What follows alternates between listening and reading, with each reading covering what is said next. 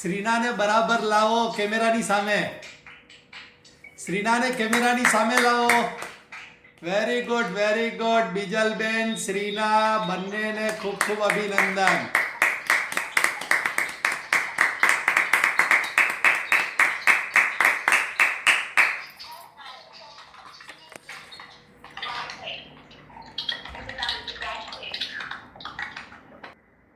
શ્રીના દેખાવ છું હું. Very good. બસ હવે 10 દિવસમાં આખો અધ્યાય પાકો થઈ જશે ને. Very good. વાહ વાહ, શું કોન્ફિડન્સ છે.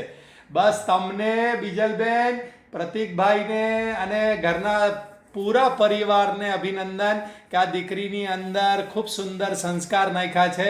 અને આ મારી શ્રીના તો પેટમાં હતી ત્યારથી જ સત્સંગ સાંભળે છે ને શ્લોકો સાંભળે છે. હે ને બીજલબેન, બરાબર? બસ ચાલો, બસ આવી રીતે બધા જ આમને જોઈ અને પ્રેરણા લે. તમારા દીકરા દીકરીઓને પણ સંસ્કૃતના શ્લોક શીખવવા માટે પ્રેરિત કરજો. હરિઓમ.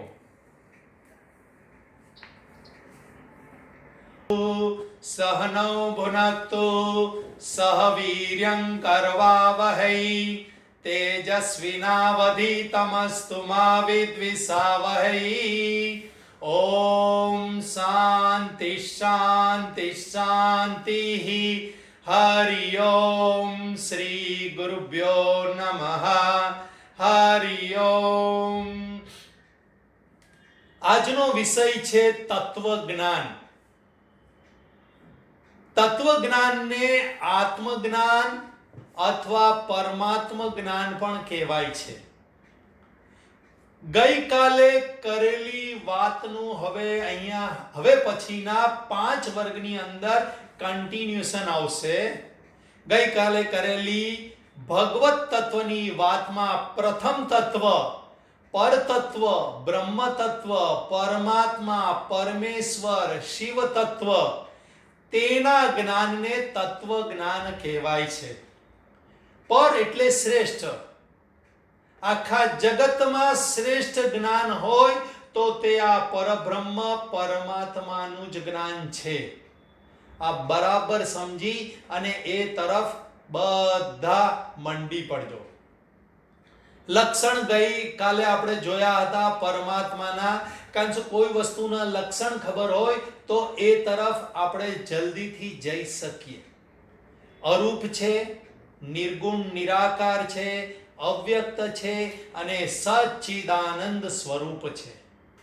આ તત્વનું જ્ઞાન થવું ખૂબ જ અઘરું કેમ છે એના 3 પોઈન્ટ કહીશ. આ તત્વ જ્ઞાન થવું અઘરું કેમ છે તો કે પહેલું, કૂડ કપટને કાવા દાવા. કૂડ કપટને કાવા દાવા, હું કાદવ્યો જીવ, મારી પાસે ક્યાંથી પ્રગટે સત્ય સનાતન જીવ, સત્ય સનાતન શિવ. મારે માટે રહ્યા સદાય ફેરા 184. જગતમાં જન્મી મેં શું કર્યું, ઓળખ્યા નહીં અવિનાશી, ઓળખ્યા નહીં અવિનાશી. કોણ આ અવિનાશી પરમાત્મ તત્વને ઓળખી ન શકે તો કે જે કૂડ કપટને કાવા દાવા કરતો હોય એ વ્યક્તિ સામે આ સત્ય સનાતન શિવ પ્રગટ થતા નથી. ગમે તેટલો સત્સંગ કરો, ગમે તેટલી સાધના કરો, પરંતુ સાથે કૂડ કપટ અને કાવા દેવા કરતા હો, નિંદા કુતલી કરતા હો તો આખો જન્મારો નીકળી જશે. પરંતુ ગમે તેટલા સત્સંગ કરશો તો એ તમારી સામે પરમાત્મા પ્રગટ થશે નહીં.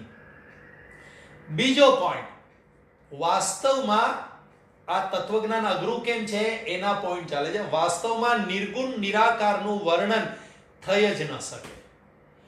કોઈને ગુણ ન હોય, આકાર ન હોય, એનું વર્ણન કેવી રીતે થઈ શકે?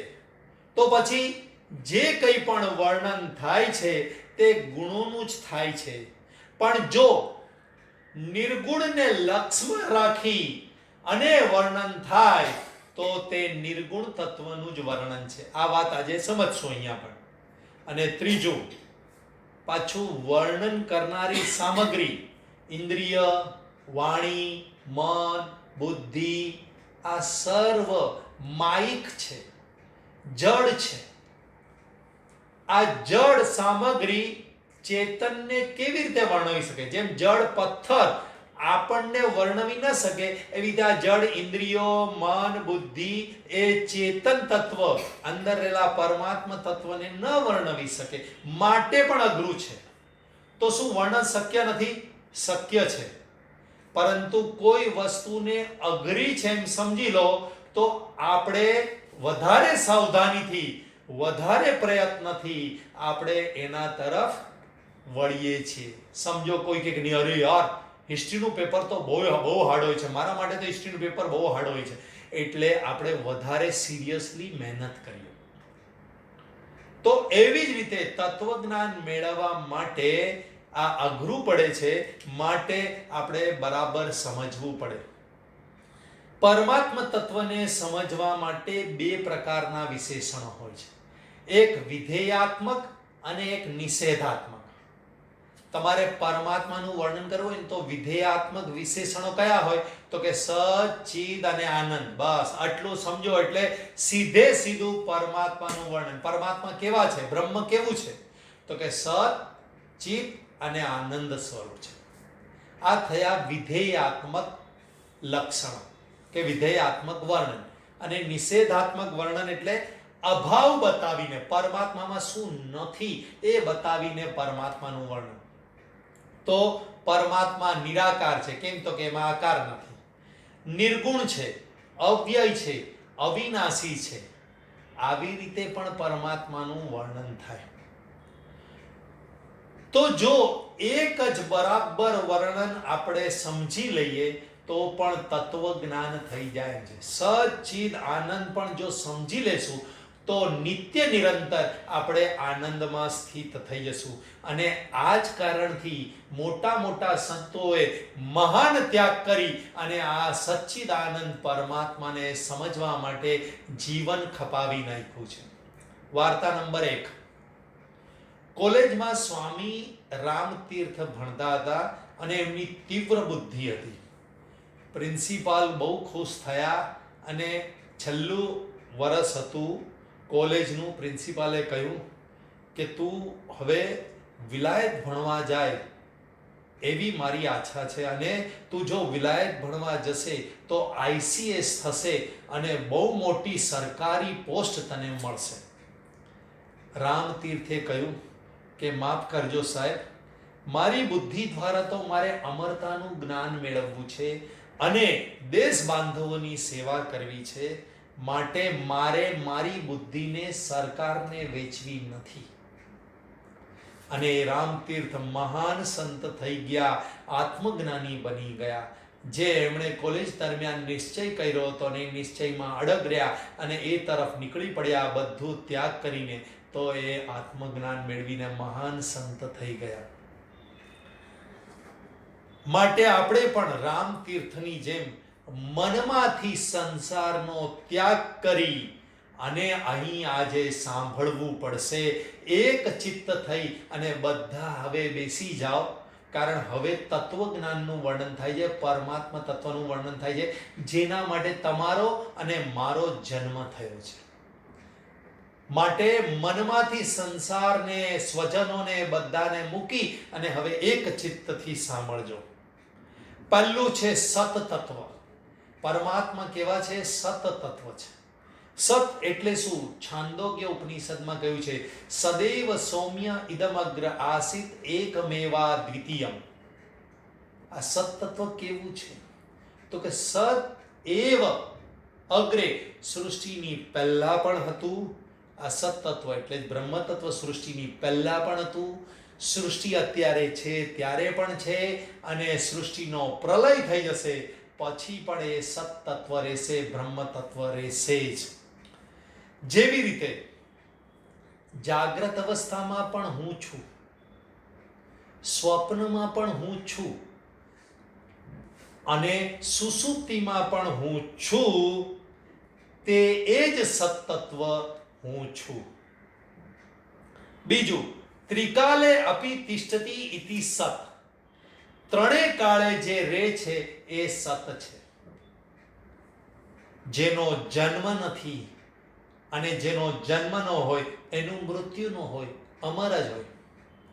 અને માટે જ આવા અમર તત્વને જાણવાથી આપણે પણ અમરતાને પ્રાપ્ત થઈએ છીએ. બ્રહ્મવિદ બ્રહ્મૈવ ભવતિ. બ્રહ્મને જાણનારો બ્રહ્મ થઈ જાય છે. આ કેવી રીતે શક્ય છે? તો એ એવી જ વસ્તુ માટે શક્ય હોય કે જે તમને પ્રાપ્ત હોય. ધારો કે આ મારા ચશ્મા અહીંયા છે અને હું ગોતું મારા ચશ્માને, ક્યાં છે ક્યાં છે ક્યાં છે, અને પત્ની મને કહે, આશાબેન મને કહે, અરે તમારા ચશ્મા તમારી પાસે જ છે, તમારા કપાળ પર છે. તો અરે હા યાર, ચશ્મા મળી ગયા. જાણવાથી કે ચશ્મા મારી પાસે છે એટલું જાણવાથી ચશ્મા પ્રાપ્ત થઈ ગયા. એવું ક્યારે થાય? જ્યારે વસ્તુ તમને પ્રાપ્ત જ હોય. તો શાસ્ત્રએ કહ્યું છે કે બ્રહ્મવિદ આ બ્રહ્મૈવ ભવતિ, માને બ્રહ્મને જાણનારો બ્રહ્મ થઈ જાય છે. એનો મતલબ એમ થયો કે આપણે બ્રહ્મ હોવા જોઈએ, તો જ જાણવાથી આપણે બ્રહ્મ થઈ શકીએ. માટે બ્રહ્મ હું છું જ તો અમર જ છું. માની લીધેલું છે કે મૃત્યુ છું. મેં આ માની લીધું કે મારી પાસે ચશ્મા નથી અને હું ગોતાગોત કરું છું. આ માન્યતા છે. માન્યતા ખાલી જ્ઞાનથી જ દૂર થાય. એવી જ રીતે આપણે શરીર પોતાને માની લીધું છે તો એ માન્યતા દૂર થશે જ્ઞાનથી, તત્વ જ્ઞાનથી જ, કે હું કોણ છું એવું સાચું જ્ઞાન પ્રાપ્ત થવાથી જ થશે. જે આકાશની જેમ સૃષ્ટિની લીલાથી અસંગ છે, બ્રહ્મ તત્વ સત તત્વ સૃષ્ટિની લીલાથી અસંગ છે. જેમ આકાશને જોઈ ન શકાય, જાણી શકાય, તેમ બ્રહ્મને જોઈ ન શકાય પરંતુ જાણી શકાય. કારણ કે હું પોતે હોઉં એને ખાલી જાણવાનો હોય. હું પોતાને આમાં જોવા જાઉં તો જોઈ ન શકું. એને જાણવાનું કે હું છું. વાર્તા નંબર 2. એક યુવાન સત્સંગમાં ગયો, સાંભળ્યું અને પછી સંત પાસે ગયો અને કીધું કે ભાઈ હું ભગવાનમાં માનતો નથી. તો તમે જે વાત કરી ધ્યાન કરવું જોઈએ ભગવાનનું, તો મારે ક્યાં ધ્યાન કરવાની જરૂર છે? અને ધ્યાન કરવાથી ભગવાન મળે ખરા? અને કદાચ માની લઈએ કે તમે કહો કે ભગવાન મળી જાય તો પણ મારો ઉદ્ધાર તો મારે જ કરવો પડે ને. ભગવાન થોડી મારો ઉદ્ધાર કરવાના છે. સંત કહે મને ખબર છે તું ભગવાનને માને છે અને ભગવાનની જ ઈચ્છા કરે છે. યુવાન કે કેવી રીતે? સંત પ્રશ્ન પૂછે છે તને મરવું ગમે? યુવાન કે ના રે, ક્યારેય ન મરવું ગમે, મારે તો અમર જ રહેવાની ઈચ્છા છે. સંત કહે એને જ અમે સત તત્વ કહીએ છીએ, જે હંમેશા હોય, જન્મે કે મરે નહીં. બીજું, તને મૂર્ખ કે અજ્ઞાની રહેવું ગમે, જડ રહેવું ગમે? યુવાન જવાબ આપે ના, ક્યારેય નહીં. મને તો જ્ઞાન જ જોઈએ અને હું જ્ઞાન સ્વરૂપ રહું. મને બધી વાતનું જ્ઞાન હોવું જોઈએ. આ ખાલી યુવાનની વાત નથી, આપણા બધાની વાત છે. બરાબર સમજો. મને ન ખબર હોય બાજુવાળાની વાત, મને ન ખબર હોય ઓલાની વાત. જ્ઞાન સ્વરૂપ જ રહેવું ગમે તમને ને મને. જડ તો બિલકુલ ગમે નહીં. ને કોઈ મને જડ કે ને તોય ગુસ્સો આવી જાય. હું તો ચેતન જ છું. સંત કહે આને જ અમે ચિત્ત કહીએ છીએ. ત્રીજો પ્રશ્ન, તને દુઃખી રહેવું ગમે? તો કે ના, મને હંમેશા આનંદમાં રહેવું ગમે. અમે આને જ આનંદ સ્વરૂપ કહીએ છીએ. 3 સવાલના જવાબ પરથી સિદ્ધ થાય છે કે તને સત, ચિત્ત અને આનંદ જ ગમે છે, એને જ માને છે અને એની જ ઈચ્છા છે. માટે તું હંમેશા પરબ્રહ્મની જ ઈચ્છા રાખે છે. વાસ્તવમાં જગતમાં કોઈ નાસ્તિક છે જ નહીં, કારણ બધાને આ ઉપરની 3 વસ્તુની ઝંખના છે. તો પછી આજનો યુવાન આ ભગવાનની વાતોથી, સત્સંગની વાતોથી ચીડ કેમ કરે છે? તો એનું કારણ આપણે બધા છીએ કે આપણે બધા લોકો ખોટો ધર્મ ચલાવે રાખ્યો છે, દંભ કરે રાખ્યો છે, જે યુવાનોની બુદ્ધિમાં ઉતરતો નથી અને માટે જ આ બુદ્ધિમાં નથી ઉતરતો એટલે ભાગતો ફરે છે. તો આપણા બધાની ફરજ છે કે આપણા ઘરના અને આજુબાજુના યુવાનોની અંદર બુદ્ધિમાં ઉતરે એવું તર્કબદ્ધ જ્ઞાન પ્રાપ્ત કરો અને એ જ્ઞાન સમજાવવું પડશે. તો જ આજની યુવાન પેઢી ધર્મ અને ભગવાનથી દૂર નહીં થાય. જેમ ઉધરસ આવે એટલે અત્યારે આપણે ટેસ્ટ કરાવવા જઈએ છીએ, ગભરાઈ જઈએ છીએ, કોરોના હશે, ટેસ્ટ કરાવવા જઈએ ને ટેસ્ટ નેગેટિવ આવે એટલે હાઈસ મને સ્વાસ્થ્ય પ્રાપ્ત થઈ ગયું, હું તંદુરસ્ત છું. શું આ વ્યક્તિને સ્વાસ્થ્ય પ્રાપ્ત થયું? જવાબ છે હા અને ના બંને. જ્યાં સુધી વ્યક્તિ પોતાને બીમાર સમજતો હતો ત્યારે ટેસ્ટ કરાવ્યા પછી એને સ્વાસ્થ્ય પ્રાપ્ત થયું એવું માનવા લાગ્યો. વાસ્તવમાં એ સ્વસ્થ જ હતો, ભ્રાંતિ થઈ ગયેલી હતી કે મને કોરોના થઈ ગયો છે. એ ટેસ્ટ કરાવવાથી ભ્રાંતિ દૂર થઈ, બહારથી સ્વાસ્થ્ય અંદર આવ્યું નથી. બસ એવી રીતે જ આપણે બધા પણ સત સ્વરૂપ જ છીએ, અમર જ છીએ, પરંતુ બીજાને મરતા જોઈ અને આપણે એવું માની લઈએ છીએ કે હું પણ મરવા વાળો છું. એટલે સત્સંગ રૂપી જગ્યાએ જઈ, સત્સંગની લેબોરેટરીમાં જઈ અને ટેસ્ટ કરાવીએ છીએ આપણે બધા. અને પછી ખબર પડે ઓ મેં સાંભળ્યું આજે હું તો મરવા વાળો નથી, હું તો અમર છું, કાયમ રહેવા વાળો છું. એટલે પાછી આપણે માનીએ કે મને અમરતા પ્રાપ્ત થઈ ગઈ. ના, એવું નથી. આપણે પોતે માની લીધું હતું કે હું મરવા વાળો છું, એટલે સત્સંગ રૂપી લેબોરેટરીમાં જઈ અને ટેસ્ટ કરાવવું પડે છે. અને ફરીથી પાછા આપણે પોતાને અમર માનવા લાગીએ છીએ. માટે સત સ્વરૂપ, સત એટલે કાયમ રહેવા વાળું, અપરિવર્તનશીલ, જન્મવા ને મરવા વાળું ન એવું અવિનાશી તત્વ તો હું છું જ. બીજું તત્વ ચિત્ત સ્વરૂપ. ચિત્ત એટલે જ્ઞાન સ્વરૂપ, ચૈતન્ય સ્વરૂપ, જે જણાય છે, સ્વયં જણાય છે અને જે પ્રકાશ આપે છે, પ્રકાશિત થાય છે અને પ્રકાશ આપે છે. જ્ઞાન પણ બે પ્રકારનું હોય છે, સ્વરૂપ જ્ઞાન અને વિશેષ જ્ઞાન. સ્વરૂપ જ્ઞાન એટલે સામાન્ય જ્ઞાન, હું છું, એને સ્વરૂપ જ્ઞાન કહેવાય. એનાથી થોડુંક આગળ વધે તો હું શરીર છું, કોઈએ કહેવાની જરૂર પડે તમને?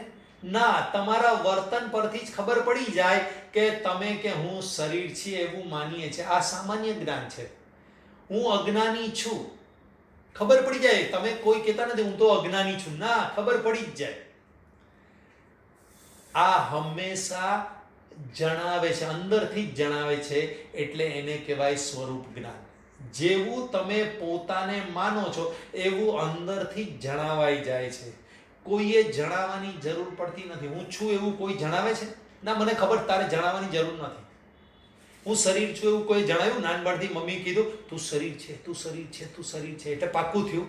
ના, જન્મોનો આપણો આ સંસ્કાર છે એટલે આપણે જન્મતાની સાથે હું શરીર છું માનવા લાગીએ છીએ. બરાબર સમજો, આ સામાન્ય જ્ઞાન છે. હવે વિશેષ જ્ઞાન, હું છું એ સામાન્ય જ્ઞાન છે, પણ વચ્ચે જે ઉમરીએ હું સાધક છું, હું ગૃહિણી છું વગેરે વગેરે, જે આપણે પોતાને એક વ્યક્તિત્વ માની લઈએ છીએ એ છે વિશેષ જ્ઞાન. તો સામાન્ય, ભલે વિશેષ જ્ઞાન ગમે તેવું હોય, સામાન્ય જ્ઞાનમાં હું છું એ જ્ઞાન બરાબર દ્રઢ કરીને બાકીના બધા જ્ઞાન કાઢી નાખીએ તો પણ હું ચિત્ત સ્વરૂપ છું એમાં આપણી સ્થિતિ થઈ જાય.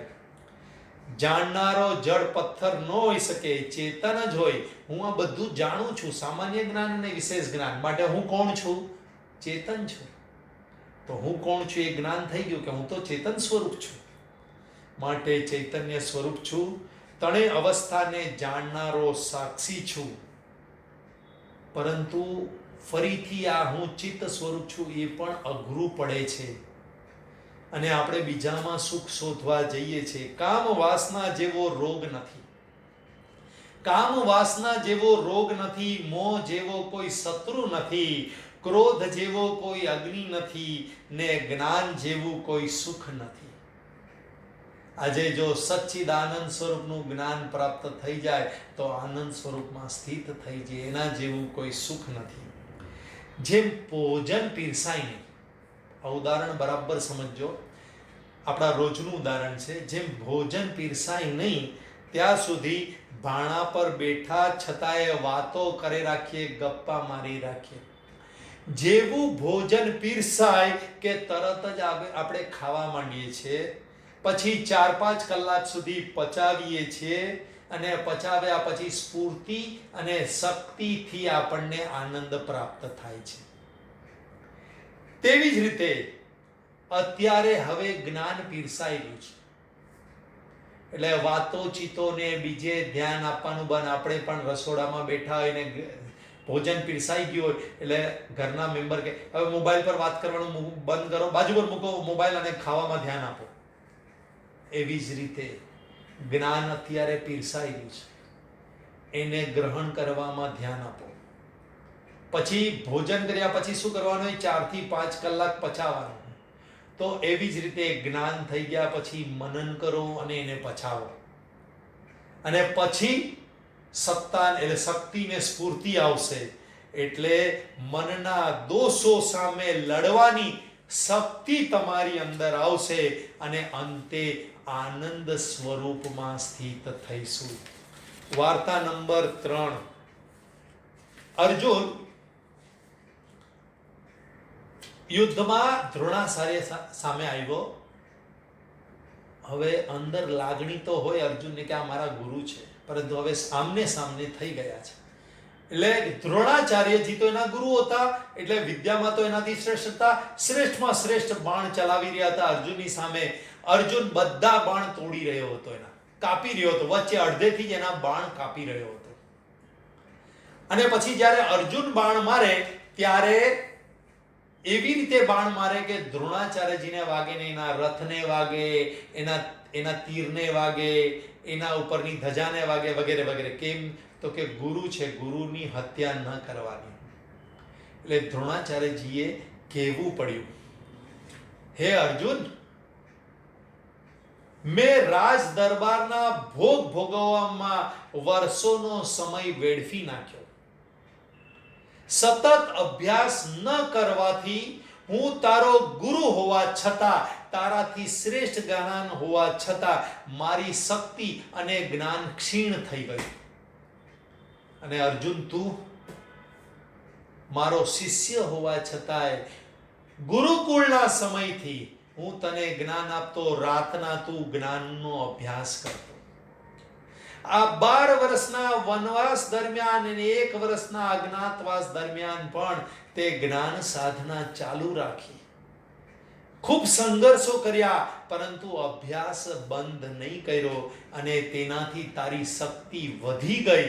માટે તું મારા બાણને કાપી શકે છે અને ગુરુથી પણ શ્રેષ્ઠ બની ગયો. ગુરુને સૌથી વધારે આનંદ ત્યારે જ થાય જ્યારે શિષ્ય પોતે અભ્યાસ કરી અને ગુરુ કરતા આગળ નીકળી જાય. આ દ્રોણાચાર્યજીના શબ્દો હતા. આપણે આજે જે જ્ઞાન પ્રાપ્ત કરીએ છીએ એનો અભ્યાસ કરવાનો છે. ત્રીજું, આનંદ સ્વરૂપ. જેમ જ્ઞાન 2 પ્રકારના હોય છે, તેમ આનંદ એટલે કે સુખ પણ 2 પ્રકારના હોય છે. એક સ્વરૂપ સુખ અને એક વિષય સુખ. સ્વરૂપ સુખ એટલે આત્માનંદ. આવા સુખનો અનુભવ પ્રત્યક્ષ કે પરોક્ષ થશે નહીં. આ અતિન્દ્રિય વિષય છે, અતિન્દ્રિય સુખ છે, મન બુદ્ધિનો વિષય નથી. આપણે એમ કહીશું કે ધ્યાન કરો અને બસ આત્માનંદ પ્રાપ્ત થઈ જાય, આ શક્ય નથી. હા, સંસારના દુઃખમાંથી નિવૃત્તિ થાય એનું સુખ થાય. દુઃખ નિવૃત્તિનું પણ સુખ હોય. હાઈસ કામ પતી ગયું, કામ હતું ત્યાં સુધી દુઃખ હતું, કામ પતી ગયું, હાઈસ પત્યું, કેવો આનંદ થાય છે. એને કહેવાય દુઃખ નિવૃત્તિનું સુખ. તો મન બુદ્ધિનો વિષય નથી, પરંતુ ધ્યાન કરવાથી જે સંસારના દુઃખને પકડીને બેઠા હતા એટલો સમય સંસારનું દુઃખ જાય છે અને સુખની પ્રાપ્તિ થાય છે, જે અંદરથી આવે છે. ઉદાહરણ, સુષુપ્તિમાં અનુભવાતું સુખ એ આ આત્માનંદ છે, પરંતુ તેવું જ સુખ તત્વજ્ઞાન થતા જાગ્રત અવસ્થામાં પણ અનુભવાય તો એને તત્વજ્ઞાન કહેવાય છે.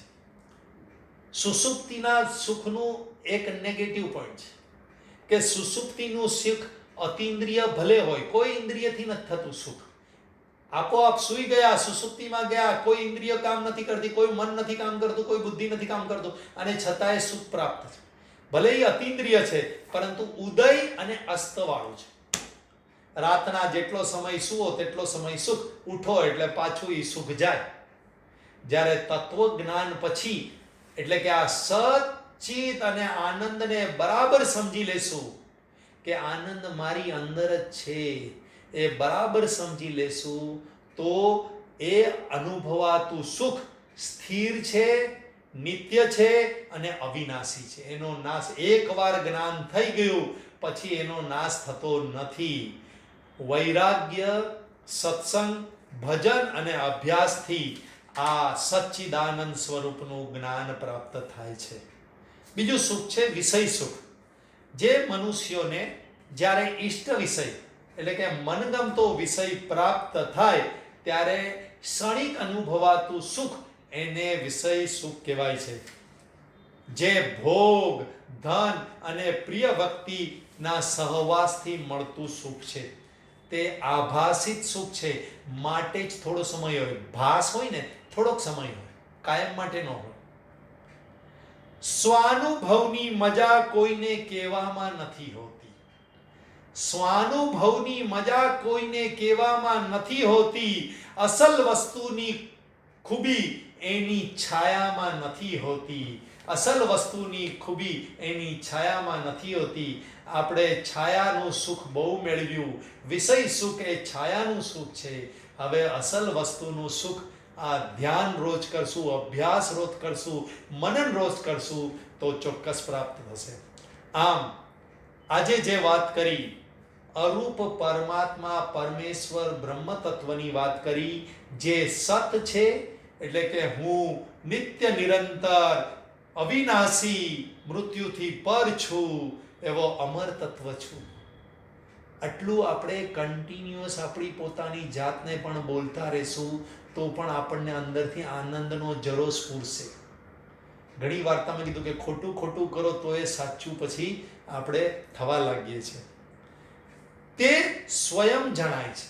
બીજું ચિત્ત સ્વરૂપ છે, સ્વયં જાણે. હું પોતાને સ્વયં જાણું છું અને એ જ હું છું. કોઈના જણાવવાથી તું બુદ્ધુ છે, તું અજ્ઞાની છે, તું હોશિયાર છે, તું ઠોઠ છે, તું ગાંડો છે, આવું કોઈએ કહેવાની જરૂર નથી ને કોઈનું માનવાની જરૂર નથી. સ્વયં જ હું જાણું છું મારી જાતને, માટે હું ચિત્ત છું. અને એ જ મારા સ્વરૂપમાં દુઃખ કે અશાંતિ બિલકુલ નથી. કારણ રોજ અનુભવું છું સુષુપ્તિમાં મારી અંદર અશાંતિ છે જ નહીં. આખો દિવસ અનુભવાતી અશાંતિ અચાનક કેવી રીતે વહી જાય છે સુતાની સાથે? તો કે અંદરથી જ સુખ સ્વરૂપ આવ્યું, એટલે હું અંદરથી અશાંત નથી. આ તો જાગું છું એટલે બહારથી અશાંતિને ઓઢી લીધેલી છે, માટે હું આનંદ સ્વરૂપ છું. ભોલે બાબાની એક છંદાવલીથી આજનું પૂરું કરીએ. બહુ સુંદર છે.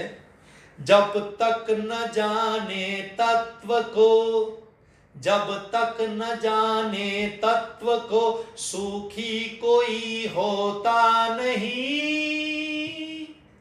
मन होय वस अथवा नहीं, मन होय वस अथवा नहीं, सुख से कभी सोता नहीं.